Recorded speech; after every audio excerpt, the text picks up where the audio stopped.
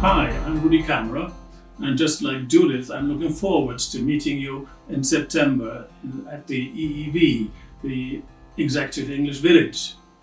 I'm German and have lived and worked internationally for many years. In fact, my international experience started at the age of 18 when I was a foreign exchange student with American Field Service in the United States of America, living with American host family, going to high school, running on the track team, graduating, and all these things.